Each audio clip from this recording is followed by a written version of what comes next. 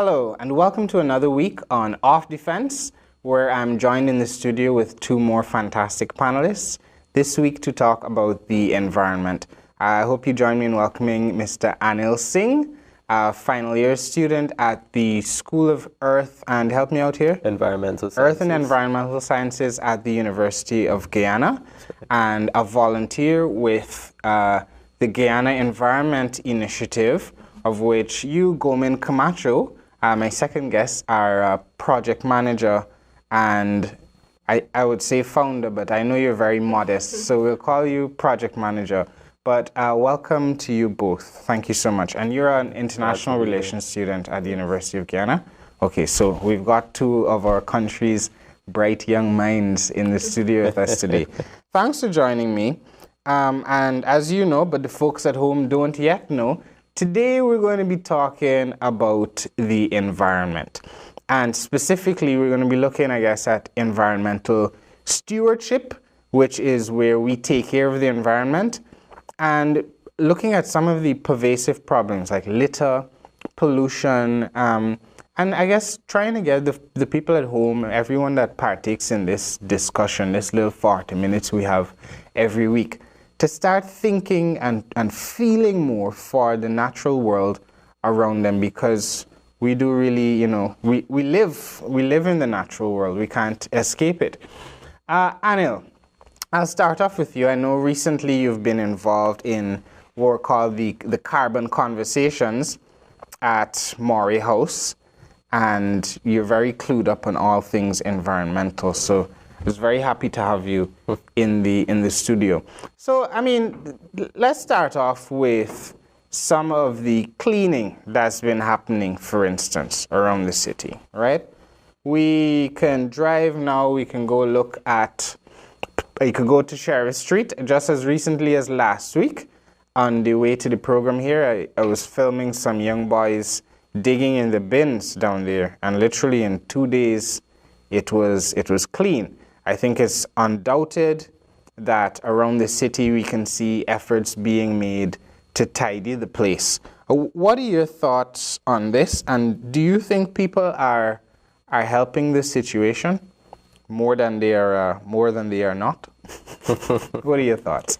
Yeah, in particularly in our country, I'm always heartened when I see citizens, just members of the public taking action. I don't particularly like to ascribe like a judgment to it, because I think that it's citizens getting up in the morning or in the afternoon, forming teams and going out there and doing a job that's sometimes being seen as dirty, something that we sort of relegate to the garbage men, or we always say, what's the government doing about it, or what's the mayor doing about it, or what is an NGO doing about it? Mm-hmm. And I think at the end of the day, a lot of the times we create that waste. We dispose of it. Well, we create all. I mean, I don't see the birds dropping Coke bottle from the sky. Right. And even the birds that produce waste also, nature has a way of recycling that waste, in a healthy, sustainable way. And I think that it's really modeling what we see in nature. And reconnecting with the environment, as you mentioned. So I think that it's a positive step. I think it's something that needs to be regular and sustained. It needs to grow. But in terms of solid waste management as a whole, and in integrated solid waste management, I think that to complement that, we need infrastructure, and we need a process that moves away from the landfill model that we have right now. But for people, just expand on that a bit. Sure. For people that only know of the landfill model, especially the more advanced landfill model where there's all this digging and lining, like was supposed to be done at the Hags Bosch solid waste site in Eccles, but wasn't really. But expand on that a bit. What other alternatives are there to this classic landfill idea that we have, the dump? Well, I think that there are two aspects that I can talk about. One is that as citizens, if we reduced our waste, we recycled our waste, and we tried to reuse it, those 3 R's, I think what actually gets to the landfill decreases like in volume. So on that level, we have a responsibility in terms of how we process our waste, manage it. Yeah, and so it's not an out of sight, out of mind sort of mentality. Because once we've disposed of it and the garbage truck takes it away, we really don't think about where that ends up and what happens to the planet, you know, and the country. I think the second option is waste to energy, which I find, you know, very, it's an interesting area. It requires a lot of technical support, technology transfer in some instances. But what it is essentially is transforming our waste into energy. And if you're looking at it from a business point of view, into profit. You know, in a sustainable way, that's good for the environment. So you're providing employment. You're doing something that's really good for the environment, and it's good for business. Fantastic. Well, when we come back from the break, I'll endeavor to show some of these technologies that you're talking about, the waste to energy especially, because I know there's a process called pyrolysis, which under high pressure or low pressure rather, and temperature, you basically convert plastics and things like tires back into oil, and it's a fascinating process. Gomen, I think you are someone I'm so happy to have in the program, because you represent the citizen that takes things from the idea to actual action. You're taking talk to action. I think it's something people at home in their own communities could learn from.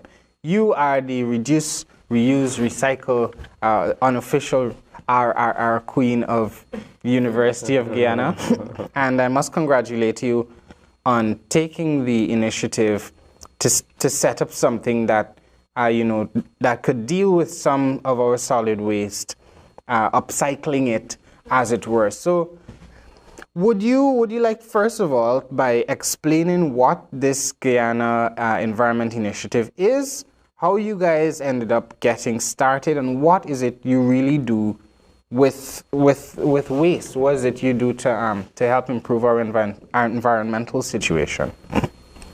So I think I'll start off with how the Guyana Environment Initiative first started, and it actually started with a group of junior youth that I work with in Commons Lodge. They were trying to figure out a service project to improve the environment.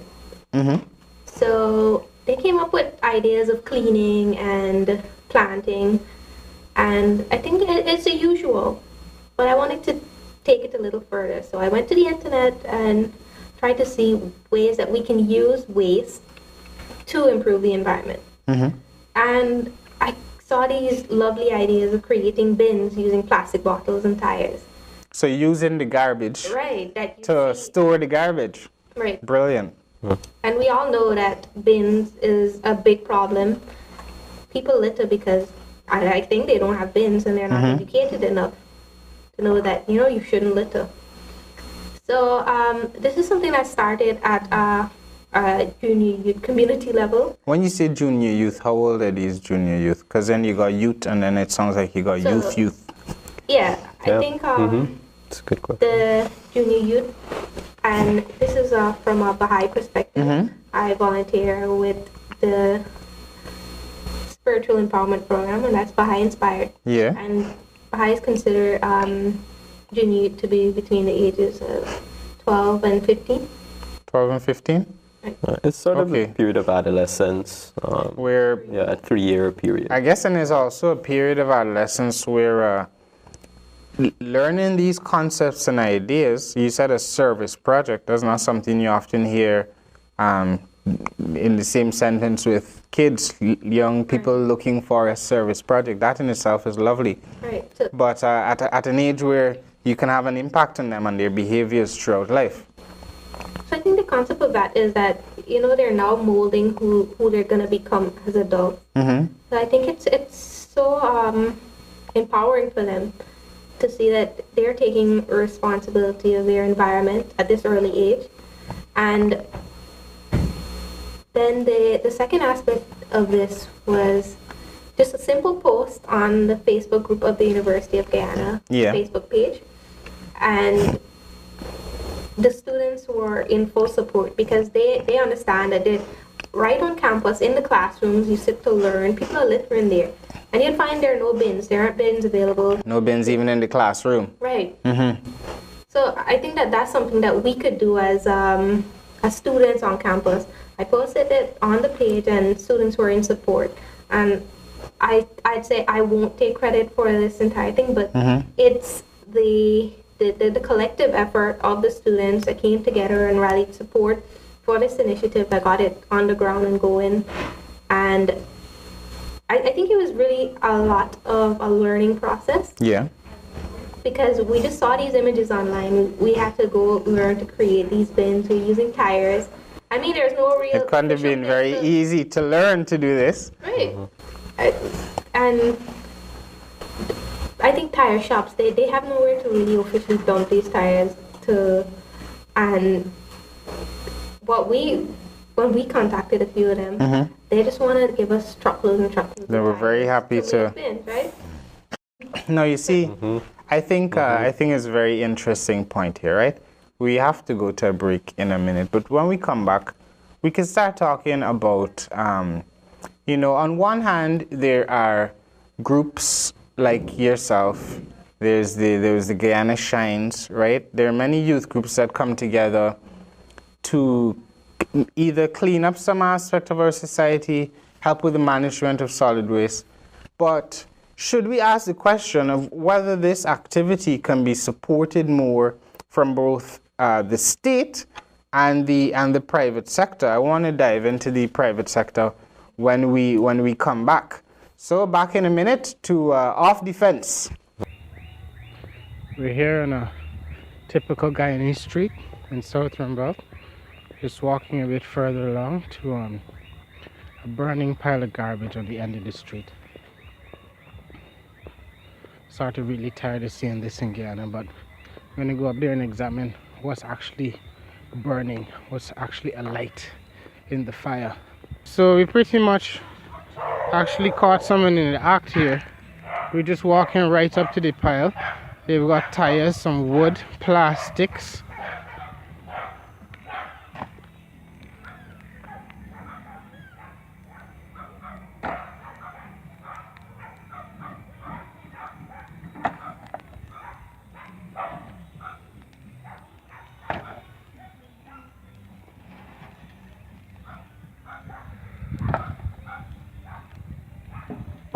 No, don't throw the tire, brother.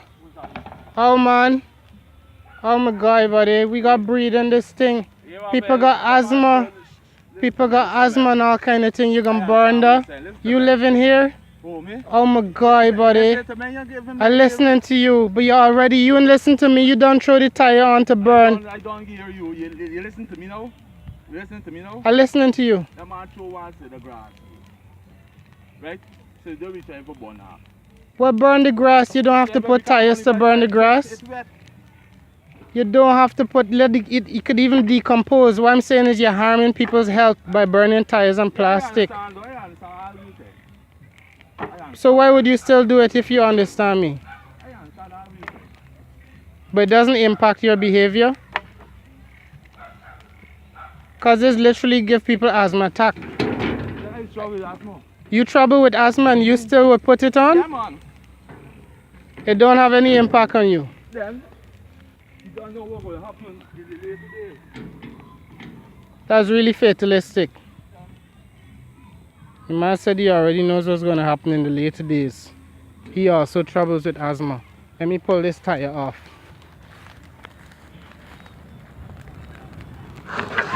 So, that's me doing my job for Guyana.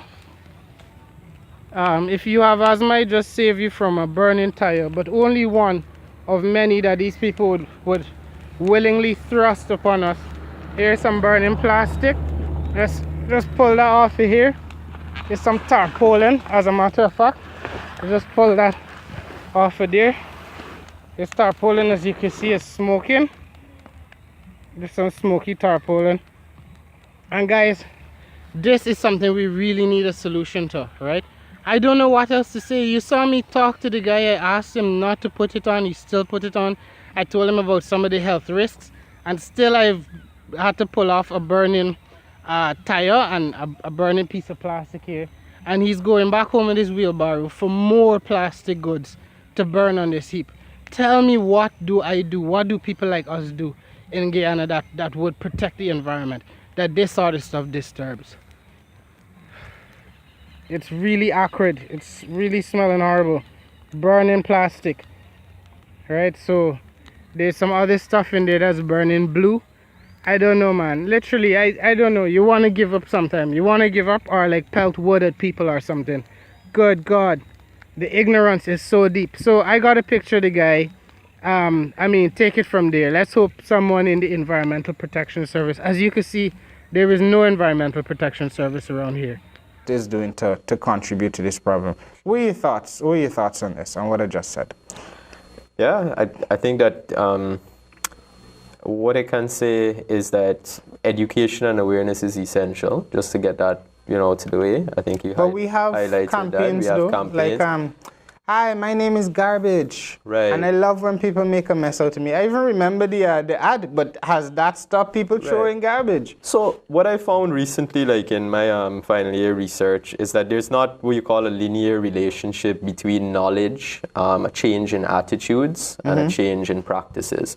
So not necessarily because people know something, it necessarily means it changes their attitude towards it. You're doing research on this? Well, this is more related to climate change and so on. But I think that during my literature review and so on, I came across like littering and solid waste. Because there have been a number of programs that not only in Guyana, that have been tried in the United States. They Keep and America other Beautiful campaign. campaign. It's kind of like the war on drugs. It just hasn't worked, right? And I think that it's because we're not looking at the problem holistically. Like I sympathize with residents of neighborhoods that don't have access to services.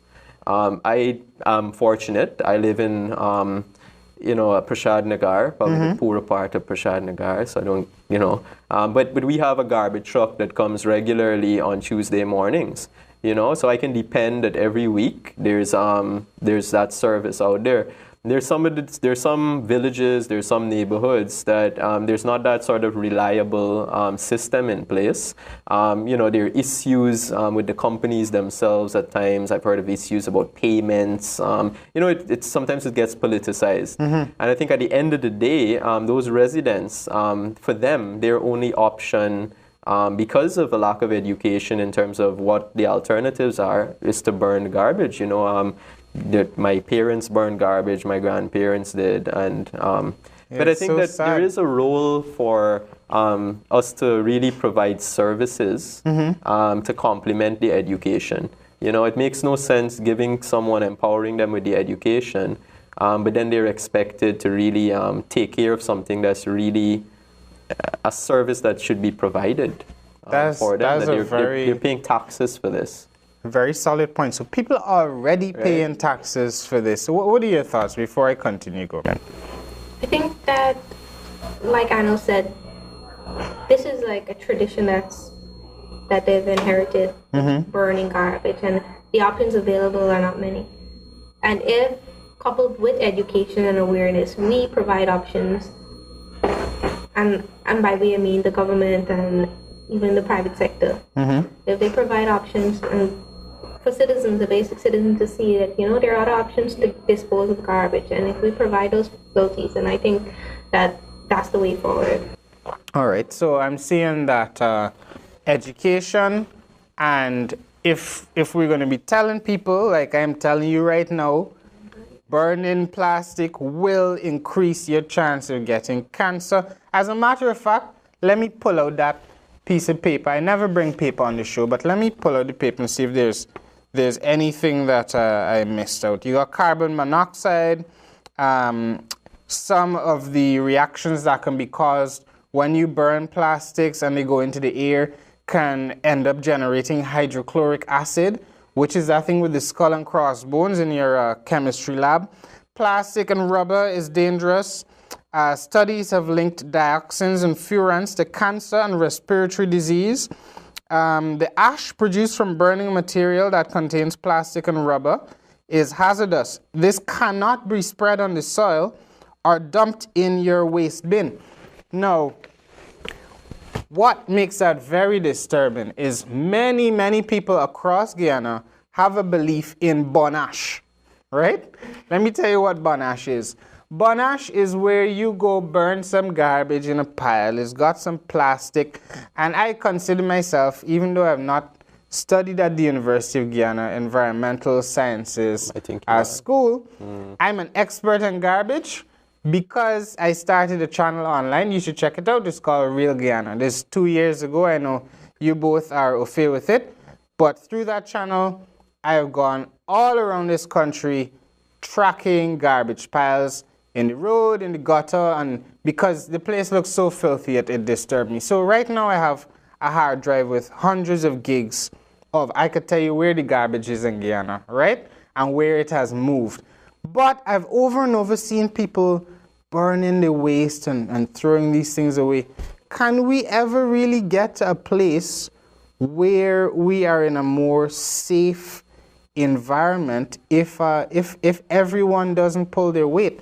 And I want to add in the private sector now. Let's bring them in, right? Because for all the burning waste and the stuff that we do see around, there's often a time, like you said, the spare tire people will tell you they have hundreds of tires they would love to give you, right? I'm sure they'd be happy. Is it time that businesses start having to factor in what is going to happen to their product at the end of its life cycle? Because when we buy a bottle of beer or we buy a tire, right, we don't have the means often as citizens, and we're not earning the profit on these devices that enables us the economies of scale to get rid of it. Is it time for the private sector to start looking at itself? Because often when you see a garbage dump, you see like 40 tires, and I know most cars have 4, right?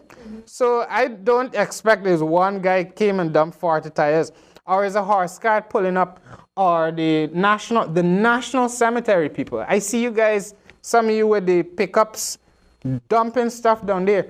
It's a lot of business people that are making serious money in this town that are contributing to this problem. What would you say we could do about that? Mm-hmm.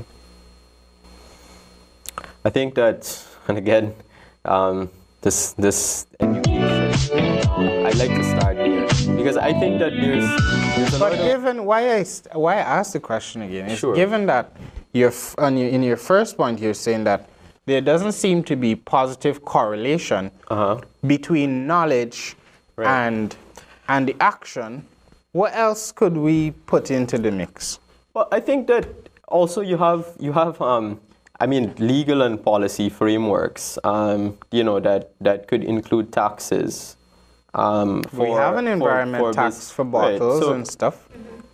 We do, but I would look at how well is that implemented, and monitored, and maybe look at if there have been prosecutions. Because if the problem is so obvious, and we have polluters there, we have the law in place and the policy in place, then there seems to be a problem with actually applying it. Like we have the framework and the environment to have a cleaner country, but maybe we need to get a little more serious about actually applying those laws, and look at about why we aren't. Maybe it could be that it's not high on our agenda, and it could be that the private sector is very powerful.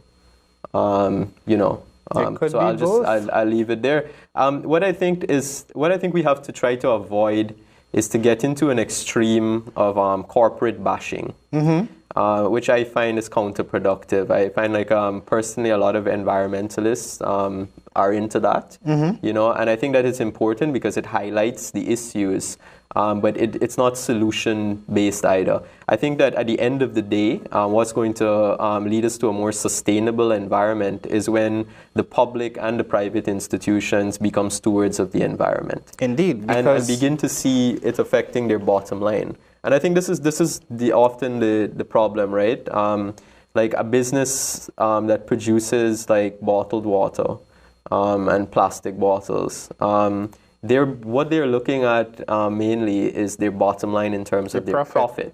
You know, there are other models. There are models where businesses are starting to take what's the social effect of this product. You know, both in terms of how it provides employment, but how it's affecting people at the end of the pipe. And the last aspect of it is what is the environmental effect. So there's some businesses in other countries that are sort of looking at those bottom lines, not just are we making more profit, you know. But that takes some pressure from civil society, people like you, people like us who are speaking out about it and putting some pressure on them, and also realizing, making the difference in our minds when government and the private sector are greenwashing issues. And greenwashing is a term, for me, that simply means they're using the idea of environmental stewardship and a green economy and so on to promote their own personal interests. You know, so if that aren't really green. Yeah, so like NBC, to take it out of the country, has their logo in green. So you kind of feel a sense that I'm doing something for the environment by watching NBC, or maybe I purchase a Starbucks coffee that they're giving 2 cents to an environment. So I feel good about that. But it's sort of, we have to be careful as a citizenry, if that's a word, you know, not to hold our government and the private sector accountable, in a sense, and make sure that we're not falling for that greenwashing either. Fantastic. Well, you know? we got to go to a break. When we come back, we'll go to you.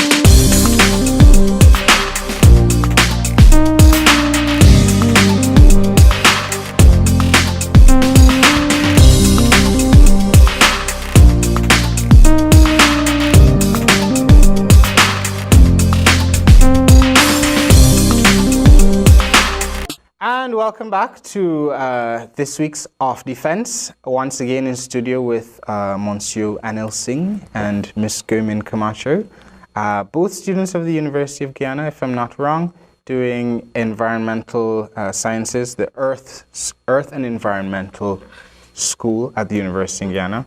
School of Earth and Environmental Sciences. Got it. It always takes me halfway through the show.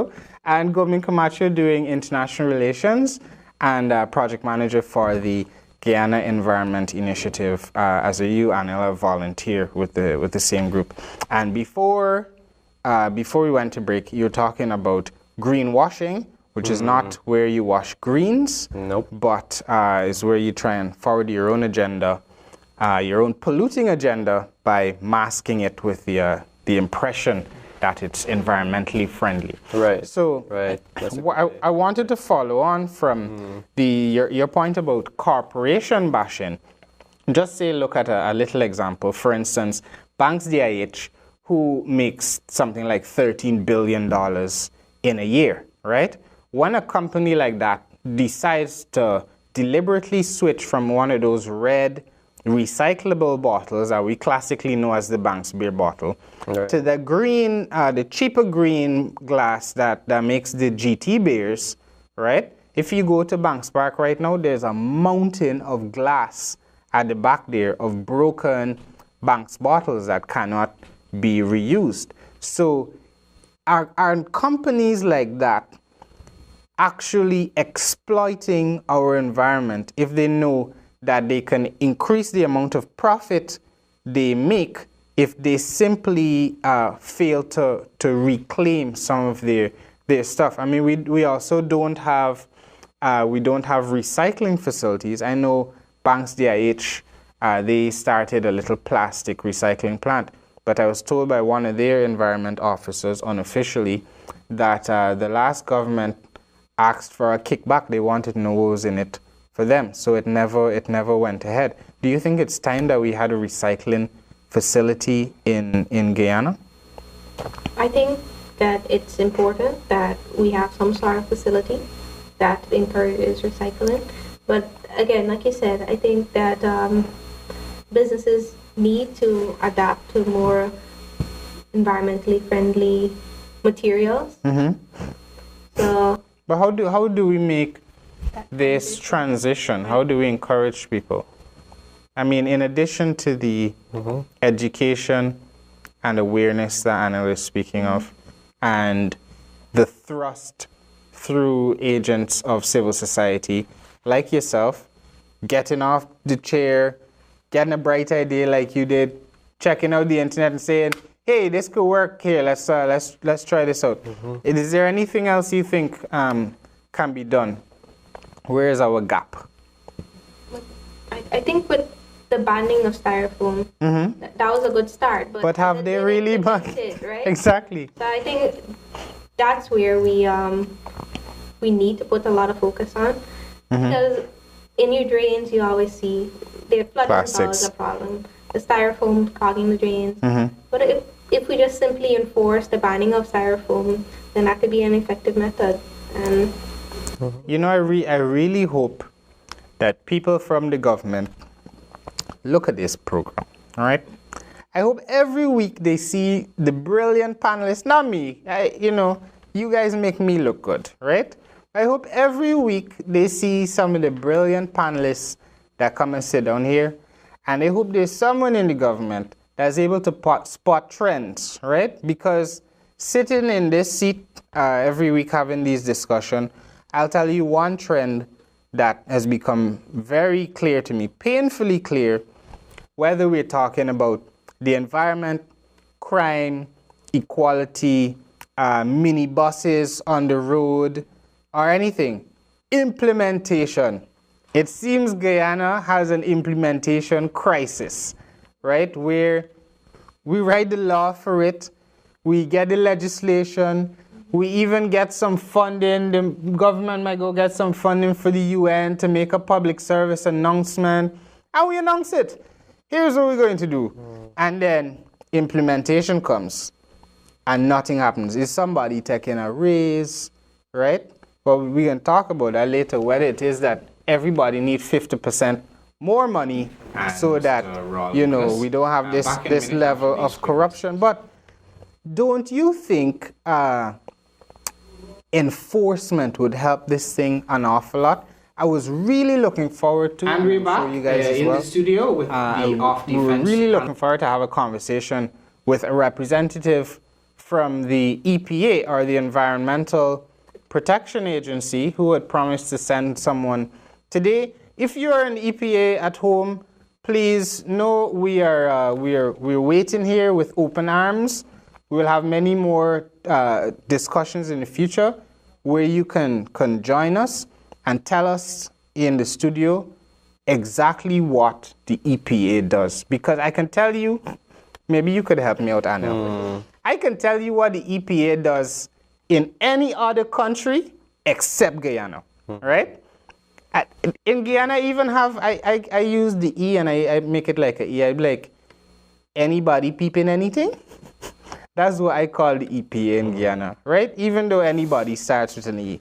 I use it like the E. Anybody peeping anything? Because I actually Googled EPA prosecution in Guyana, and I could hardly find a result. It seems that the EPA, it must stand for something different. I know you're not from the EPA, but I mean, does your viewpoint align with mine, or have you been seeing a lot more prosecutions than I have?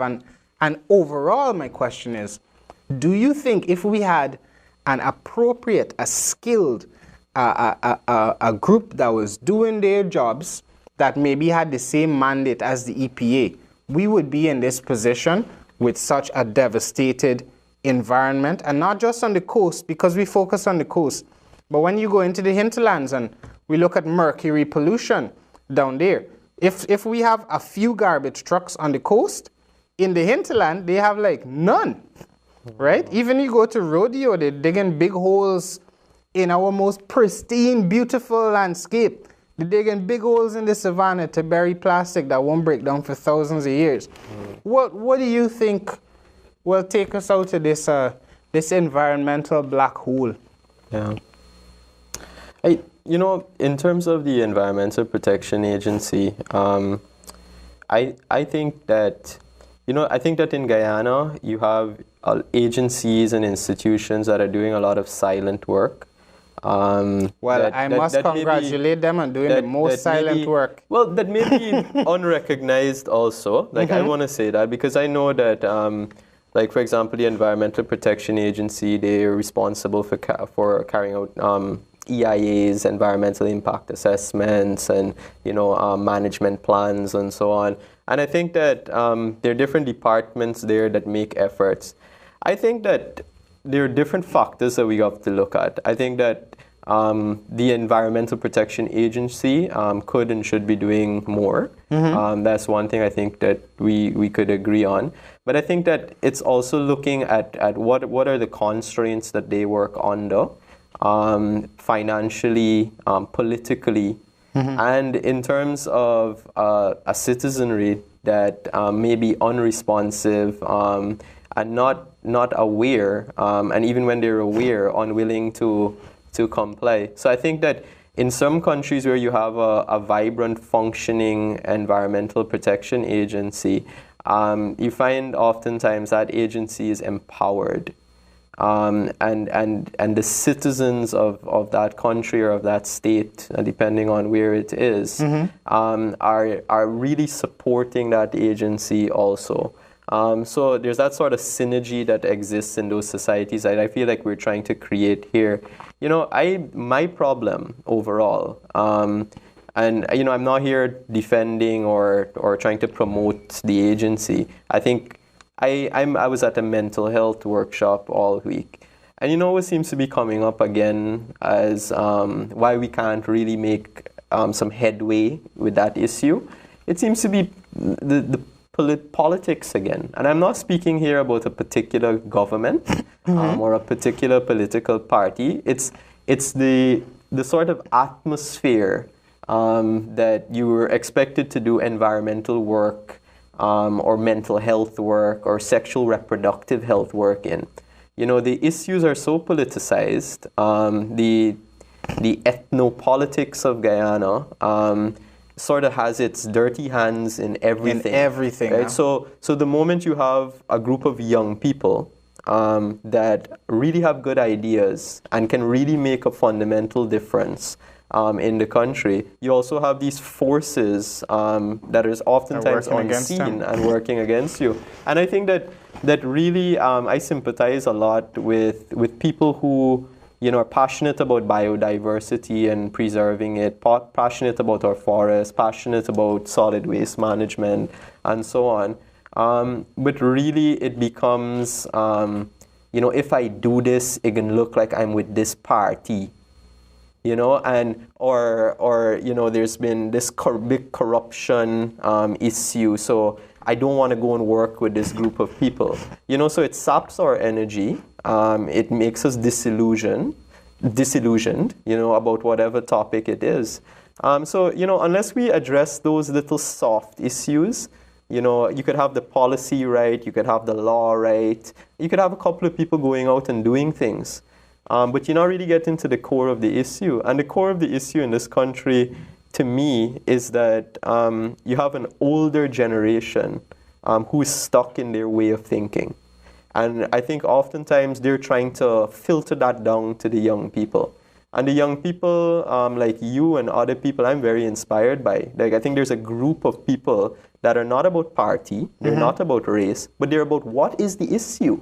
Give me a five, because we're breaking the mold. We're not shaking, we're giving high five now. Yeah, but we got to be careful that we don't become puppets, because there are people who see that energy, they see that enthusiasm, and they see the capability of the young people, and they want to channel that into their particular field. And they're going to be very surprised, because we don't have those type of soup drinkers. In this generation, I think. But in every generation, they got people who like to drink soup. But soup is good. I like soup. But what type of soup? But what kind of soup, right? But I'm so happy we got you on today, right? And we got to go to another break just now. But you brought up something that I know we have had debates about in the past, and I'm sure we've had with our own friends. What is wrong with us as Guyanese, right? We make it difficult for even our own. And you are right there. Because if a group of young people get together and they say they're going to tackle an issue, we make too many things about political parties. I don't want to say political, because everything is political, right? From what you can and can't do in your life, from how much you're earning, from how much your pay raise is going to be at the end of the year, what is going to be 5%, or 50%. That's a political decision.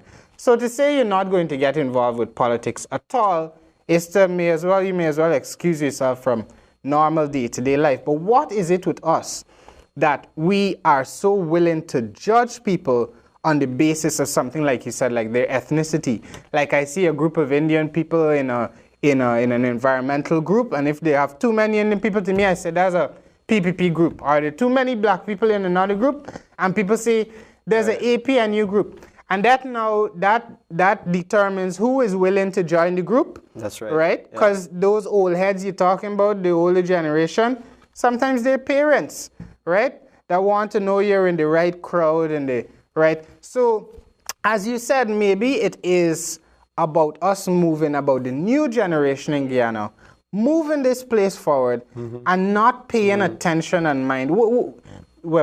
I get another eye, a sterner eye, like we're going to the break now. Go, men. Right. We'll come back to you right after we finish. We'll be right back after these brief messages. And we're back to the studio off the fence. Well, we weren't outside today, but we are off the fence in our chairs. Once again, I'd like to thank and welcome Anil Singh, a final year student of, tell me the name of the school, Anil. Hold on. The University of Guyana, School of Earth Sciences. Earth and Environmental Sciences. It's called SEAS. SEAS. Affectionately referred to as SEAS. Okay, Anil Singh, final year student of SEAS at the University of Guyana, and Ms. Gomin Camacho, international relations student and project manager for the Guyana Environment Initiative. Fantastic.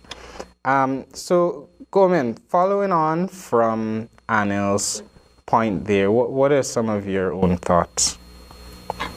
Like, I think that with the starting of our group, what we found is that young people are excited about getting involved and having this be an opportunity for them to get their hands on the ground and to actually do stuff to contribute to the environment. That young people are really looking for a means to get involved, and I think that it being a youth-led group means that it's not so politicized, and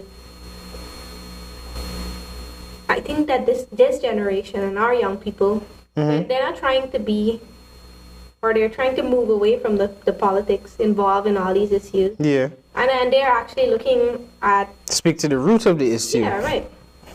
So I think that's what we see now with our group. And it's exciting to see that young people, they're not looking at the color of your skin, but they're looking to get involved and to make a difference. That's beautiful. And I guess when a new forest grows, it's that the old trees sometimes have to fall down because they're blocking the light, And I get that sense in Guyana. Sometimes you get the sense you're looking at the top of the forest and you just seeing a set of old head. As Anil said, we're on the fence so we could get off the thing, right? Yeah. But you look down and sometimes you feel despair because you see a lot of the same old. And then once in a while a tree falls and you pass a clearing and you look down and you see some youth getting on with the business of making this country great again. That recognize without a clean environment, none of us, it doesn't matter which color we are going to be able to escape the toxic load that we are guaranteeing to our future generations. Because at the end of the day, this stuff I was reading for you, the hydrochloric acid and the cyanide and all the toxins in our soil and the mercury, they don't discriminate. I never seen a cyanide atom that was able to tell black from white or Indian from Amerindian, right? They're looking for us all the same. I burn garbage, it go in your lungs. It's not going for people that support the same party as me. So it's blatantly ridiculous that we continue politicizing these issues. I would love us to have, because we don't have loads of time here, right? I'm going to take some final comments from you, but I would love us to have a future follow-up show on this with someone from the EPA, similar to when we were talking about the minibus problem in Guyana and the fact that the police are in collusion with the minibus drivers and there's all this scampishness going on. And we strangely couldn't get a policeman to come and sit here. It's just all the policemen were busy. And now it seems strangely talking about the environment and all the corruption that's going on with it, we can't get someone from the EPA. That's just tragic.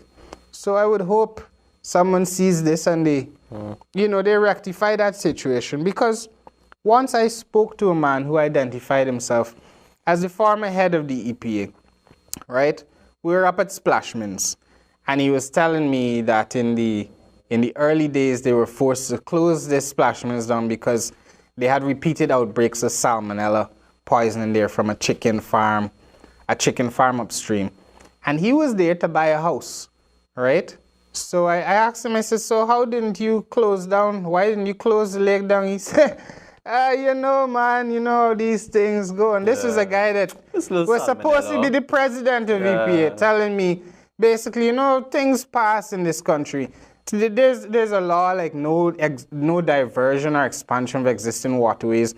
There's like a 30-acre lake up at Splashman's there. So on one hand, I can understand why nobody from the EPA is here, because the questions I would have had for you guys, I'm happy to have had you two in the studio. Anything that you think I've missed out that you wish, before we come on to the next show, that you wish was included or I had touched on a little bit that I failed to? What are your final comments? I give you a minute each.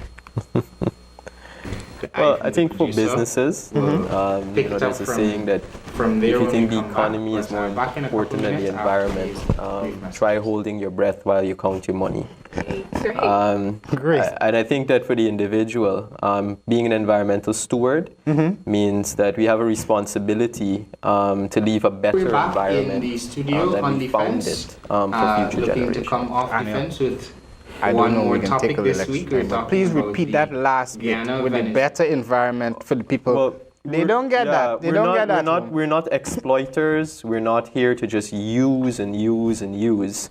We view ourselves as consumers. That's part of the problem. What we are, we're stewards. We've inherited land and an environment, and we have to make it better so that the next generation benefits even more from it. That's the purpose of each generation. Beautiful. Come in. I think for the private sector and the government to play a more vibrant role in the environment and put politics aside, we need to maintain an environment, like Anna said, for the future generation. And I think for private sectors, their role in like supporting groups like ours, we need materials to have our project up and going. And this is something that they can do, and we hope to have these private institutions adopt our bins to maintain them in these public spaces. Yeah. You know, So they can find you on Facebook at the Guyana Environment Initiative. Right. You both Anil volunteers with you as well. Yeah. I look very much forward to seeing the strides you guys continue to take in the future. I wish you the best of luck with that, and I thank you from the bottom of my heart. Thank you for coming on today. Yeah, thank you. Lovely. Good work. Yeah. On a final note, before we go, Anil was just talking about stewardship and the fact that it's so important that we view this earth as something we're here to make better in whichever way we can. I want you to remember as you go today that plastics is stuff that's making all 90% of the stuff in our world now, everything. Plastics have only been with us for less than a century. It's less than maybe 60 years. And already there's a size of a plastic jar in the ocean that is as big as Texas. There's 5 big plastic islands in the different oceans. I want you to think about that. I want you to think about if the Romans had plastic, how many thousands of years ago, and oil, and they polluted and wrecked the environment, what kind of quality of life we would be having today. I want you to think about what kind of quality life we're going to be living for future Guyanese. And if you look down the road and you see something you don't like, then know that the best time to make a change and start taking action, like these lovely people here, is right now. Have a good day.